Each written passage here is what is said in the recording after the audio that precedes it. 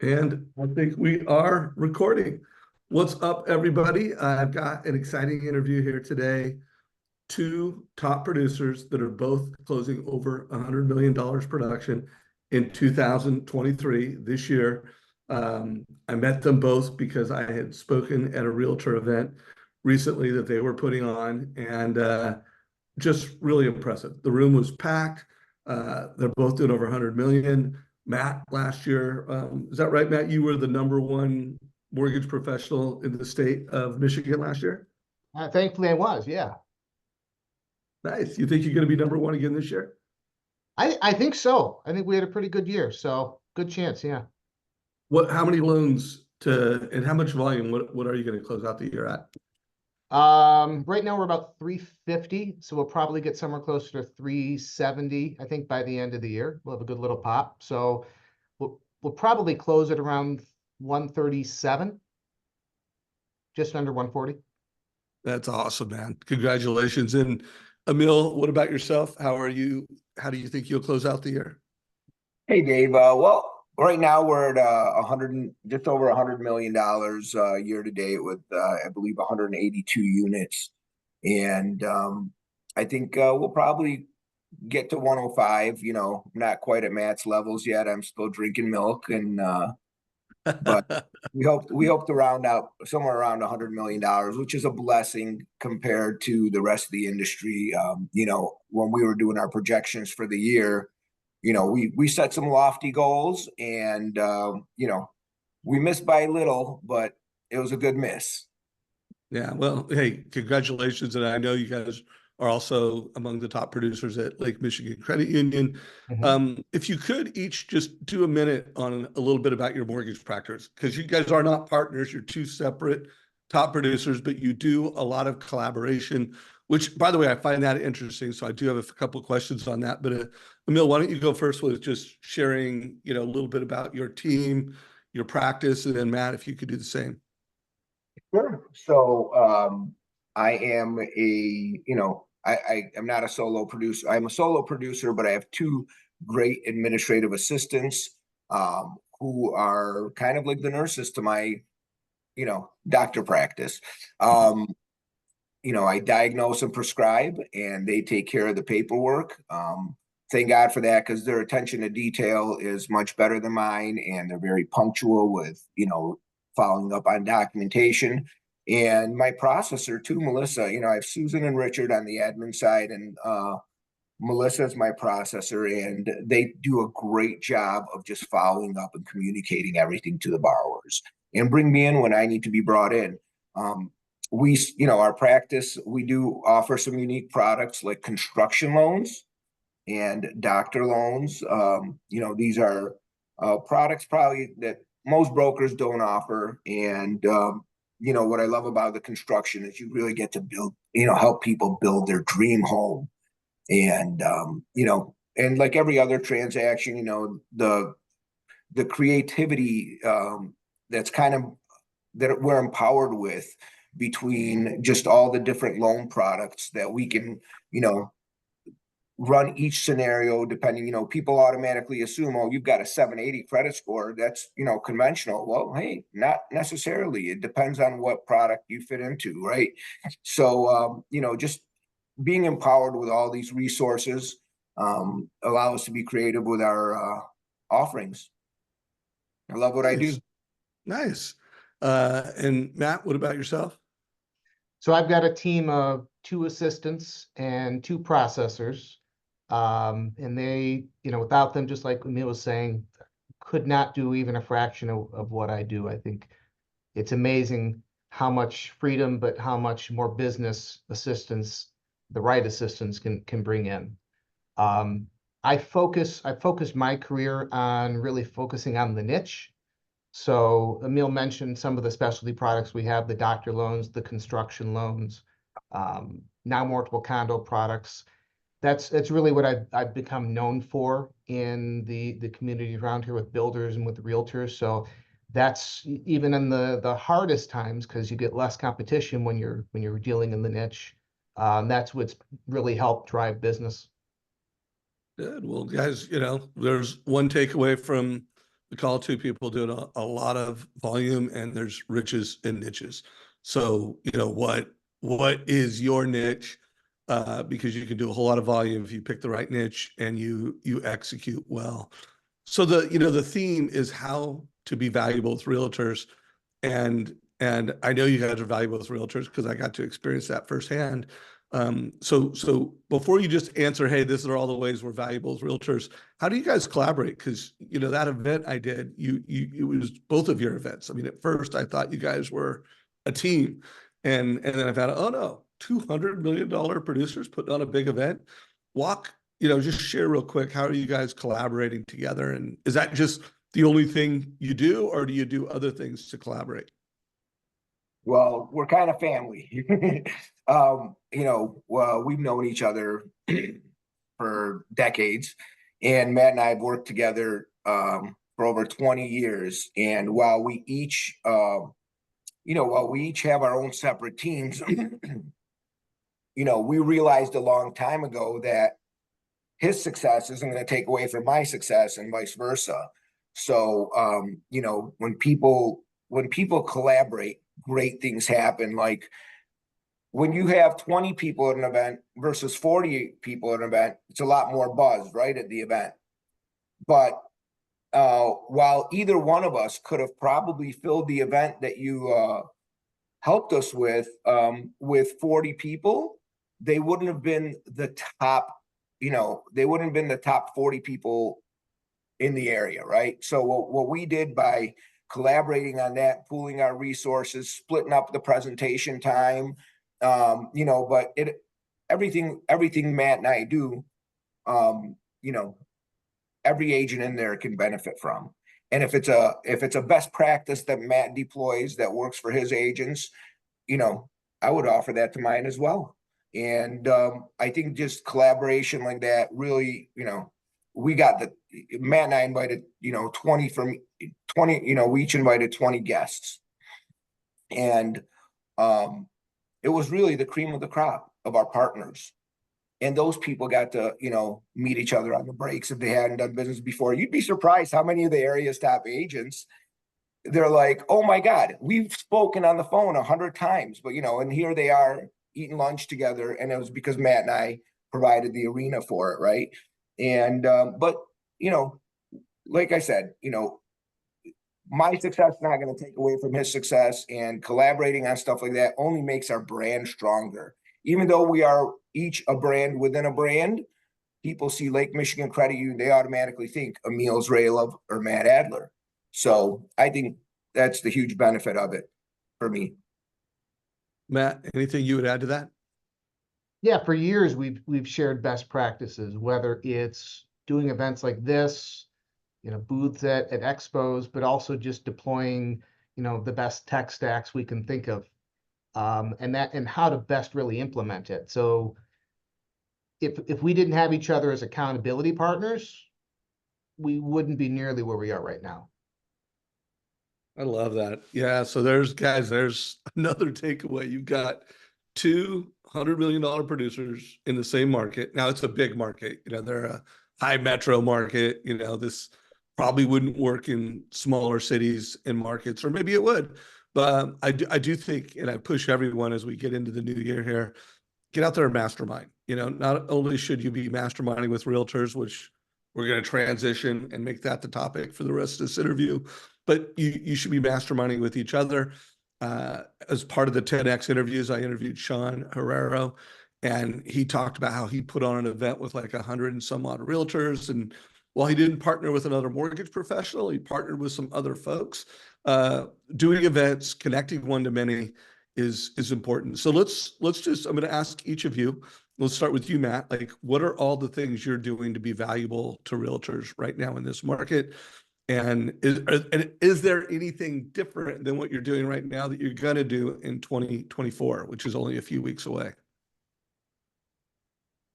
So about this time last year, we came back from the Duncan High Sales Academy event and really reformed business moving forward, and how really best to work with realtors.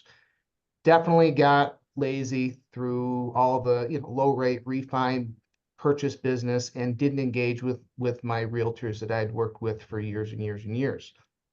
So the beginning of this year, I started out doing sit downs physically face to face with them.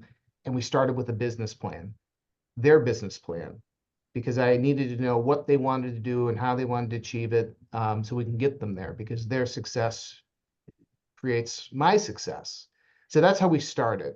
And that helped create the roadmap for the rest of the year, not only knowing what they wanted to do, but also being their accountability partner and sitting down with them typically once every quarter, just to touch base and make sure they were where they needed to be. And that also helped me figure out how to best drive business to them, what they're focusing on, so that they can really, be more successful. Next year, we're just double downing on that tremendously. The event that you participated in was a great success. We're going to bring in more people. Everybody who came to that event loved it and can't wait for the next one. So we're going to do more engagement like that, and more probably business planning, not just the beginning of the year, but quarterly as well. Nice. By the way, how many realtors did you have at that event? Just give us a little heads up on how the event went, and how many realtors. Just kind of describe the event a little bit. So, due to the capacity of the room, we were limited to 40 attendees, right? So, and Matt and I, when we first thought about doing this event, we didn't want to make it a huge event. We wanted to make it exclusive for our special partners that are, constant referral sources. And when we asked about the rooms, well, there was the 40-person room that had that awesome view, and then there were bigger venues within the building, but I felt like it would have lost its intimacy, and Matt would agree. And so when we did this, we just targeted a small group of partners that we work with regularly, and show them the resources and our commitment to 2024. And that's kind of it all, how it all evolved. And Matt threw this thing, I give Matt was a lot more on the administrative side of getting this event organized, but we threw this together in less than 3 weeks, and it was a huge success. And the partners, our partners really appreciate it, because what it did is I think it's so funny. And here's how much we even invited a couple of our friendly competitors in the market. I had a couple in the audience that are lenders, and they looked at, and afterwards they approached me and they said, "Hey, you know something? You guys didn't talk about yourselves or your products once. It was all about resources and strategy." And I think that really took the guard down from anybody that was there, and they listened and they absorbed, and your content on our presentations. And then, Barry Habib spoke on the market and delivered some really key factors as well. And then HomeBot, we shared this HomeBot resource with all of our real estate agents, and they found it to be very valuable. I've gotten a lot of phone calls, and every single call and follow-up email I had from that event was, "Guys, that was the most informative industry event I've ever been to." And I think that really, for us, just all we try to do in our business is position ourselves as the expert and authority of our industry. So we get, when somebody has a question, we get the phone call, we get, and I think that's part of just what we were trying to achieve there. And I think it's really important to note that we didn't talk product. We didn't pitch ourselves, and we could have. And interestingly enough, a couple of the agents after the event, when I was just interviewing them, saying, "What did you think? What would you like to see more? What would you like to see less of for the next event?" And a couple of them said they'd like to hear more about products, but that really wasn't the focus, because I wanted to have them think about their success. And this was you know, this was a smaller scale event, but big for us. And we've got UWM and we've got Rocket in our backyard, and they throw massive events that these agents go to, and you know, they found more value in this. Well, another takeaway, guys, and I've found this over and over, that when I interview people that are just peak of performance, they really care about being valuable. You know, in my interview with Jeremy last Tuesday, he actually called it out and said, my 2 words of 2024 are obsessed and impact. And the best of the best are obsessed with impact. And they are, you know, and you even heard it, you know, the way that they went about delivering value, it was all about value. And then afterwards, they're having meaningful conversations. What did you like? What can we do better? And by the way, I told Jeremy, I am going to steal that. Those are my 2 words for 2024. I saw you write that down, Yeah. Matt. And so obsessed with impact. Obsessed with impact. And if you obsess over creating value and impact for realtors in this market or any market, you're going to win. So let's transition a little bit, because I do think having you know, loan products that are unique, having great pricing, you know, these things are all nice and great, but at the end of the day, when you have advice and the way that you give advice, whether that's, you know, Dan Rowich on Friday, he was giving advice on where he thinks interest rates are going. And I liked what he thought, you know, he thinks rates will be in the, you know, 5.875 by March. Bring it on. But We're locking 5.875 already with, I quoted a 5.75 rate for a permanent buy down on a 30-year fixed, and it was only, you know, 1.5 points. yeah, To get the yeah, you're right. You're 5.75. right. We're there. We're just paying a lot of points. And well, no, but you know something, I think that in this market, you know, we always say don't pay points when rates are high, but I think that with where rates are projected to go and where the low points are predicted, this might be a market where it might make sense to pay a point if you can get the target rate that, you know, works with your budget better. Then, you know, this might be the market where it makes sense to pay a point, because a point goes a pretty long way in today's rate matrix. So, but we've looked into that on a couple of these transactions just because clients ask. Yeah. Well, let's talk about how you're giving advice to borrowers and how the way you give advice to borrowers creates value for realtors. And I don't know which one of you guys wants to go first. And I know you've got a couple, you know, TCAs to show, but well, first of all, which one of you wants to go first on showing a strategy? Matt's prepared with TCAs, so let him. Well, Matt, walk us through, and Emil, you give some color and some feedback. I'd love to. So one common thing we've been seeing a lot of, and maybe it's because we're a seller servicer, we're servicing pretty much everything we do, is you know, we're seeing a lot of buyers who want to find options to buy before they sell, but they are doing so with the mindset of probably selling, paying down principal, and recasting. And that's, you know, a great solution for a lot of people. But what I had thought of is, well, what if we once they've bought the new home, once they've sold their old home, once they know how much money they have disposable to recast, what if we showed them another option for that money? So what I've started to do, and this is kind of a recent change, is I put together a TCA that says, well, what if we took some of that money and bought a rental? Why don't you show that, guys? Yeah. And guys, let's call this the, you know, turning. I mean, I don't know the short, quick name, but how to turn all your clients into real estate investors. This is the real estate investor TCA. Well, it's our real estate wealth building strategy. Ooh, real estate wealth building strategy. Let's go. Yeah. I mean, rentals have been you know, topical ever since the Fannie Freddie changes. So that's what kind of made me think of it. So what we have here on the left side, we can see what their current solution looks like. And then immediately next to that, what does recasting look like?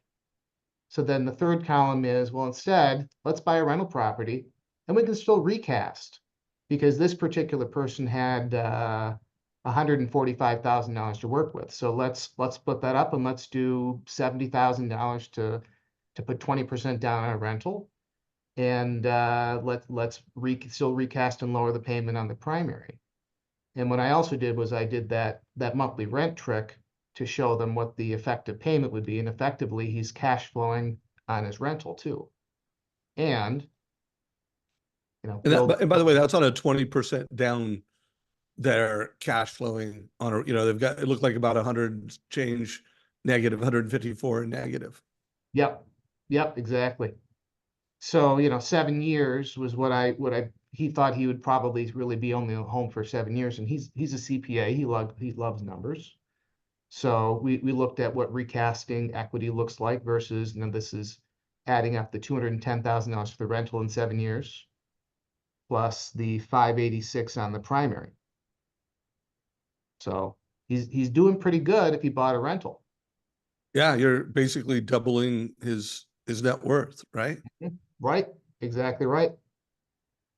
Yeah, and by the way, that rental is that in your market? Like that's what it costs to get a rental in the same area that the person lives, or is that buying a rental in a different market? That was buying it in a neighboring market, really close. Yeah. One that's probably more apt for rentals than where he bought. But And that's how often are you showing this to people? They're like, oh, yeah, like introduce me to a realtor, let's go. How often is that happening? this is probably, this type of scenario is probably around 3 to 4 per month, where they've already closed the loan and they've already then sold their home. So it's a couple months removed from purchasing, and they say, I've got this money, remind me what I need to do to recast. And I said, well, you can recast, or let's look at a different strategy and build some more wealth. And like you said, that's one more transaction that realtor wouldn't have had otherwise. So Dave, I'm going to really quickly speak to the collaboration part of this, because Matt calls me on Teams with this idea and I'm like, it's brilliant, Matt. So I automatically start deploying it. So we mentioned before, we do a fair number of construction loans, right? So people that closed on a construction loan a year and a half ago, a year ago, their interest rate is like 4%, 3.75, right? And so we have a lot of those people in our closed loan pipeline. And, as soon as Matt gave me that idea, I immediately reached out to people that were in the position of having to sell their existing home because the delivery of their current home is upcoming. And, one of the people said, well, I want to get rid of my PMI. And so really quickly, I ran an analysis and said, well, you could put the extra 10% down to get rid of your PMI, and then we could use the rest of your proceeds from your existing home that you were going to, recast with. And I said, and you have that money leveraged at 3.75, right? With PMI, call it 4%. To borrow that money today, it would cost you on an investment property north of 7%. And this borrower is now keeping his 10% down mortgage on his existing home or on his new home, and paying the PMI on the new home just so he has more money to put down on this rental property and make that a reality. But going back to the collaboration piece, Matt told me that, and Matt had an instant feedback loop on how it worked with another client, and by sharing these strategies with each other, we're able to provide feedback to each other quicker, adjust, what did this guy tell me, that we didn't think of? What did this client tell me that I can come back and share with Matt? And that's part of that accountability and collaboration that we like to share with each other. So I want everybody to think about it. If you were a real estate agent and you knew that your loan officer was coming back after close and showing a wealth building total cost analysis that, and let's face it, every single consumer that sees that isn't going to be like, yeah, let's get out, let's go do it. But some of them are, and those are new buyers. Those are new opportunities for realtors. So if you were a realtor, like, does that make a loan officer more valuable if post-closing they're doing a wealth building TCA? So great job, guys. Love that strategy. Something I'm hearing come up a lot in the first home IQ community is that loan officers are going to families sometime when the kids are in high school, close to college, that time where it's like, hey, you know what, you could pay for college by house hacking, or, you could help your kids, build wealth with real estate and get home ownership faster, with a house hack strategy or with something like this. Are you guys doing anything like that? So recently, with the modification to the guidelines where you can buy a Fannie Mae or Freddie Mac 1-4 family with only 5% down now. That's a strategy that immediately Matt and I got on the phone. We're like, hey, this is exactly what we were talking about. And, Matt did a great social media video on it. And, automatically we, try to deploy it to as many agents as we can. And hey, if you know somebody that's moving to a college town or has a 20-something-year-old they want to kick out of their basement, this is a great way for them to co-sign for their kid, have their kid pay their own rent, but also have it subsidized by a co-tenant. Yeah, I've had the privilege of, being in the business for 27 years, I've had the privilege of serving 3 generations of some families. And, earlier in my career, we actually used to go to schools. The FDIC had a program for elementary school kids, middle school kids, and high school kids. And I think high school is a great time to start teaching kids about credit. Like all of my kids, they were an authorized user on my card, right? They're one of the best tricks to give somebody a credit score. And, in high school, and, we taught them from an early age. But I think that every child should have to go, and some private schools do offer a personal finance curriculum. And now I see it going into the public schools, which is great. But, they're looking at things like credit score and checking accounts and, or I say bank accounts because they don't really know what a check is these days. But, a lot of that stuff is taught, but home ownership is not, because I don't think anybody in America expects kids to become homeowners or landlords at the age of 18 when they graduate high school. But I think it's something for them to, I think something very important for them to understand and have a blueprint of, because they have an opportunity to start building wealth faster if they understand real estate and, the tax benefits of real estate. So I think high school is a great time to get involved with those kids. And, we encourage all of our members to, hey, if you have a kid that has any questions about it, please have them call us. And not only that, I mean, our company CRM, I mean, I'm talking about for every shareholder in the credit union, they always send out employment opportunities even to members, whether it's for a teller or any job in the, in the company, because, those all have different points of entry, and anybody looking for a first job can get into the credit union, or, but those are just ways that we outreach to the community and to younger audiences. Yeah, well, and whether it's high school or college, I think the point I'm trying to make here is that there's an intention, and mortgage professionals just like, hey, I'm reaching out to everybody who closes. Hey, here's how you could accelerate wealth with real estate. The same thing with starting as young as high school, but when kids are graduating from college, just make sure you're leading into families and you're proactively showing them, and using the total cost analysis strategies to achieve wealth. Matt, what are your thoughts on this? And do you have any TCAs where you've done anything like that? I have. Unfortunately, I don't have any queued up right now, which doesn't help, but I'd probably follow it. No, just color. Yeah. Because at the end of the day, and by Yeah. the way, does that make you more valuable to realtors? Like, hey, realtor, I'm showing options. I can show seller buy down options more compellingly.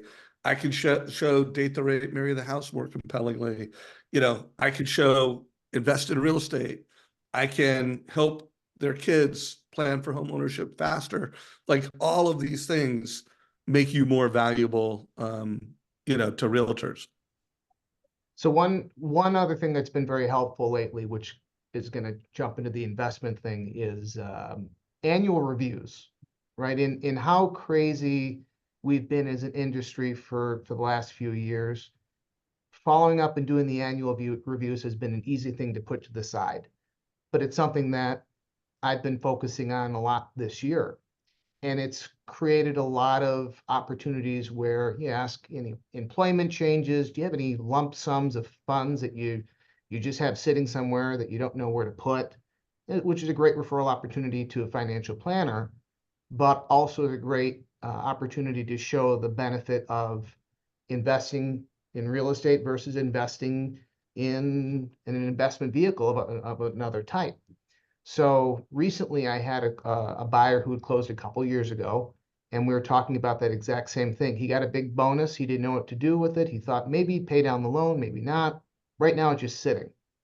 So he had no other extra debt. And we said, well, why don't you look at buying a rental property? He's had them before. He sold them. After that call, I called the realtor we worked with. I told her I did an annual review with the buyer, and this is the opportunity it created. And she said, wait, you do what? I said, an annual review, going through and just making sure that the mortgage is fitting their needs as of right now, not just what it was a couple of years ago. You do that? That's amazing. I'd never heard of that before. So that right there created more value because she knows how much harder I'm working for clients after closing and creating the value for potential new opportunities for her in the future. And that's going to help to create, have me be thought of as top of mind for that next referral opportunity she has outbound. Yeah, it's such a good reminder. And in my interview last Tuesday with Jeremy, which was called Spurting Towards the Finish Line, a loan officer asked the question, hey, if I had 30 days to turn it around, like I'm financially hurting, it's been incredibly rough, and I had 30 days to turn it around, what would I do? And you called it an annual review, but he's like, call every single customer. I'll put a link to that interview down below. It's already been watched over 800 times, and it's only been a couple days, and we haven't even promoted it. But there's some great scripts for anyone that's struggling right now. Like that strategy and that idea is pure gold. Well, hey, Matt, I know you got a few other TCAs that, create value for realtors. Yeah. Or you are creating value in the market today. What's the next one? The next one. So I think we have to spend a lot more time with our buyers these days, just to show that we care. So I've taken the point where I've done pretty much many first-time home buyer seminars with everybody I work with, whether they are a first-time home buyer or not. And in it, we talk about here's everything you can qualify for, here's everything you can't qualify for, and why, just to try to prevent them from going out and Googling and then coming back to me and say, well, we didn't talk about this. What about this? And then I prepare a TCA form that shows them some of the key scenarios they're looking at for just a hypothetical home. And this kind of goes into that, buying with confidence idea that you're instilling with us, which is very valid. So for this particular buyer, she was looking at, we've got a bond program, MISHDA here in the state of Michigan, and they cap out at a $224,500 purchase price. And she wasn't sure if she wanted to use it or not.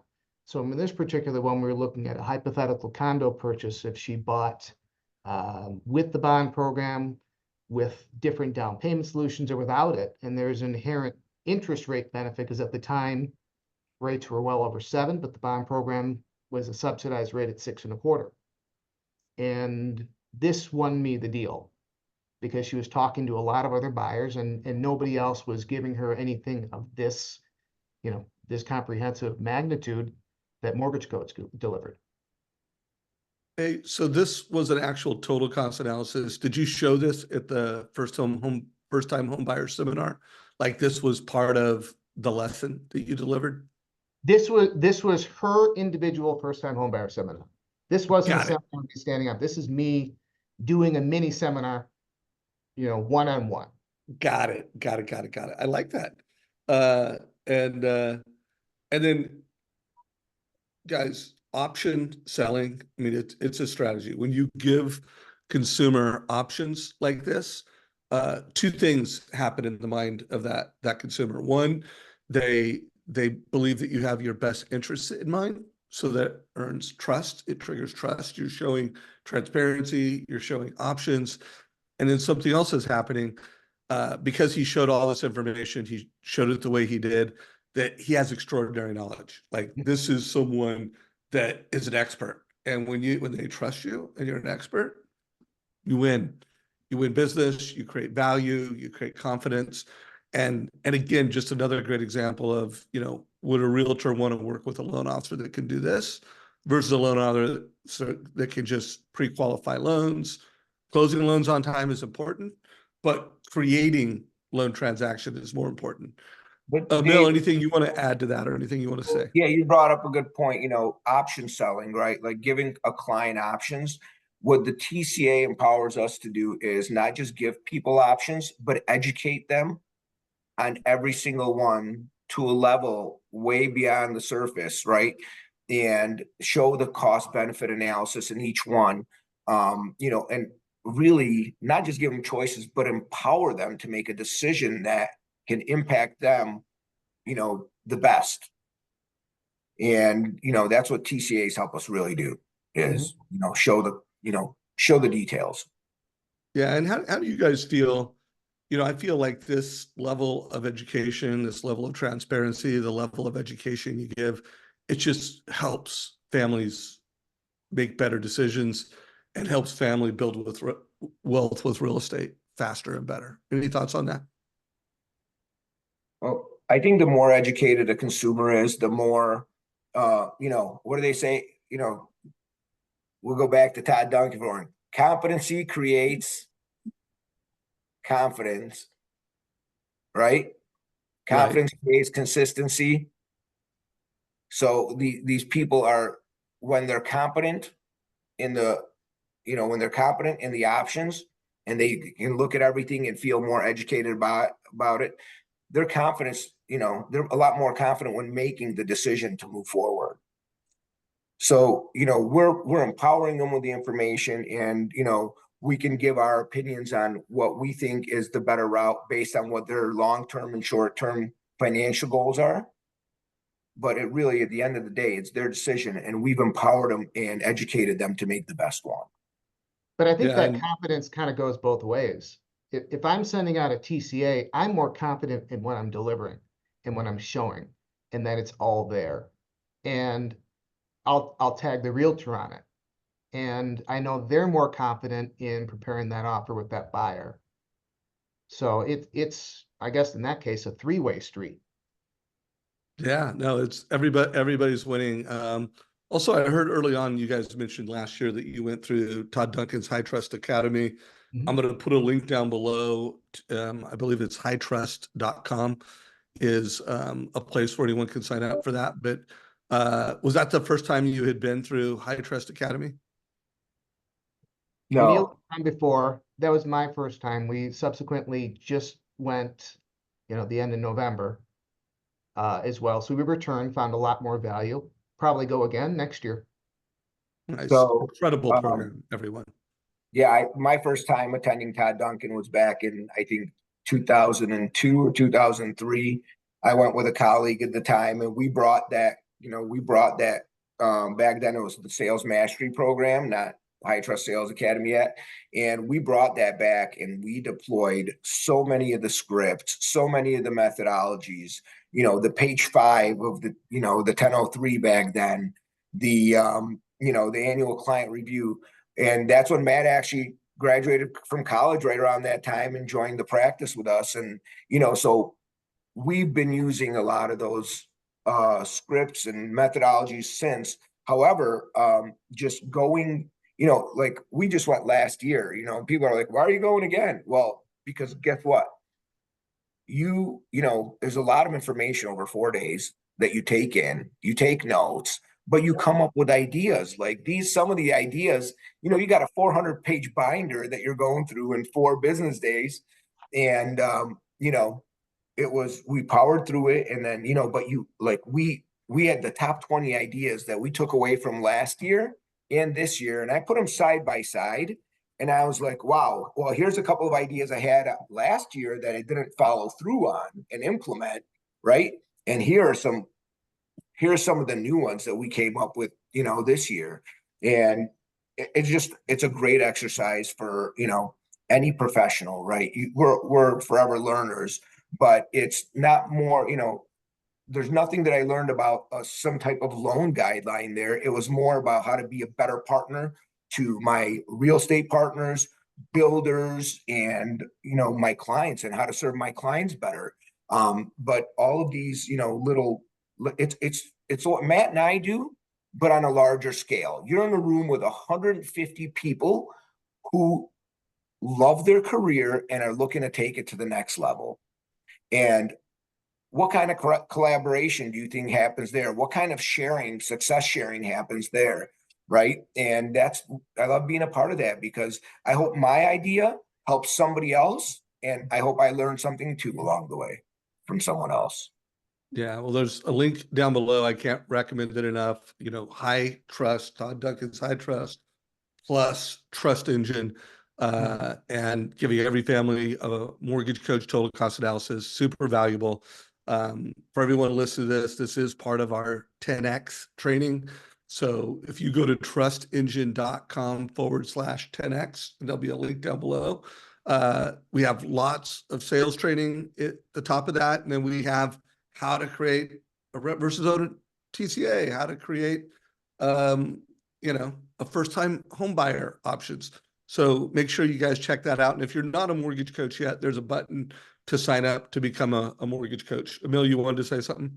Yeah. So before I even learned about Todd Duncan, we had MortgageCoach. So I had the original version of MortgageCoach where the letters were green. Right? No. So what we used to use MortgageCoach for back then was, a lot of my clients were first-time buyers or a lot of debt consolidation. And so some of the most powerful uses, we can all do the math in Excel, or we can all do it on, sometimes on a napkin on what it'll save a customer. But the way you show that illustration makes a huge difference. And that's what really that's what really helped us along the way with, back in the 2000s and 90s, debt consolidation was huge, right? And we didn't have all these crazy LLPAs that we do today for every cash out increment. And I've been, with MortgageCoach, one of the best things was showing people why buy now versus waiting. The rent versus own was a pretty standard thing, but the cash out consolidation, the fact that we're able to input somebody's tax bracket in there and help them realize the taxable benefit of it as well. Again, we always tell them to consult their CPAs. However, there's so many details we collect in MortgageCoach before we build a presentation that, like the tax benefit, it gives the consumer so much output and in such a detailed and organized way that it just makes it a lot less intimidating, right? Because if you and I talk mortgages every day, these consumers might look at this thing once every 5 years, and just giving them, presenting the information in a fashion where they can easily understand it and easily share it with their financial advisor or CPA, who may become a potential referral source down the road when they see a professional presentation like that. So, thanks for what you guys have done with, making MortgageCoach look the way and feel the way it does. I mean, whether we print it out or email somebody a link to a presentation, it's a really amazing presentation makes us look very professional. especially Well, when you thank throw you. in video. Especially when you Yeah. throw, What percentage do you put a video on? probably, if they're in my office, none. But if it's a Zoom or something like that, probably around 50-60% of them. And I get good feedback. Nice. Love that. So guys, let's close out with some closing thoughts. Emil, you go first with closing thoughts, and then Matt, any closing thoughts you have, and we'll wrap up this awesome interview.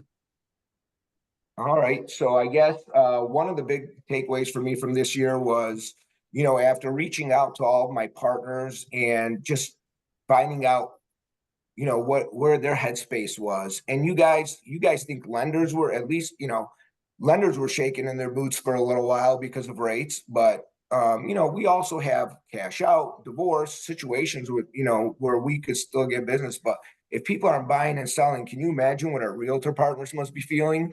So one of the things that I think really built a lot of value was reaching out to my partners, finding out where they were, and reassuring them that things are going to get better. And I think that really built a lot of trust with them, and because nobody was having those positive mindset conversations with my partners. I was happy to be the one.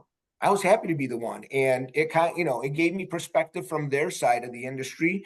And, and I got to just like we were talking about, collaborating and sharing, and what I learned from one agent, I was able to share with another agent in the sense of, how to stay positive in a market like this, or, what they're doing to keep busy and stay in front of their clients. And I think that, after going through a year like we did, I think the biggest value I could share is stay in touch with your partners, keep them in a positive mindset, because mindset is everything in this business, So, but I think that's what I'd give.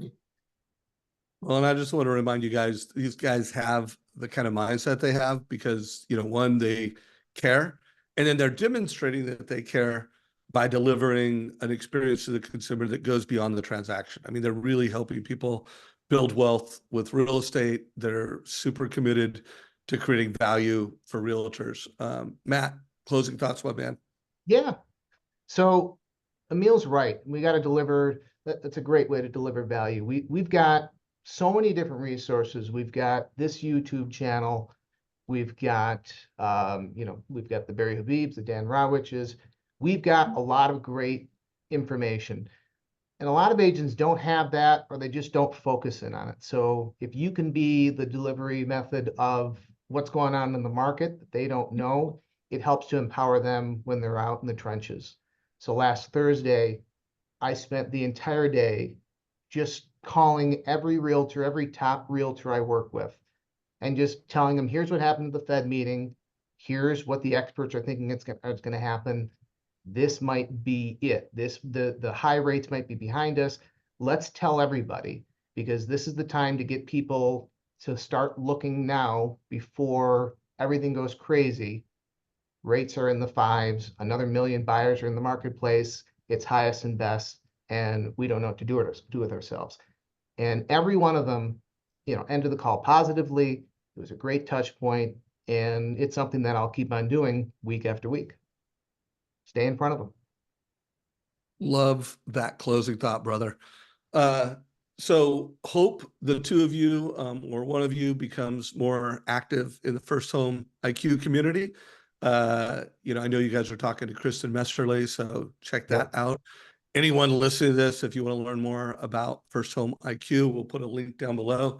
At least everyone should take the test, and everyone should share that quiz with every Gen Zer, but really share it with everyone. Check it out. Also, for anyone that is not already using Mortgage Coach on this, you could go to trustengine.com/10x. And not only will you have a lot of training information, you'll be able to sign up for Mortgage Coach.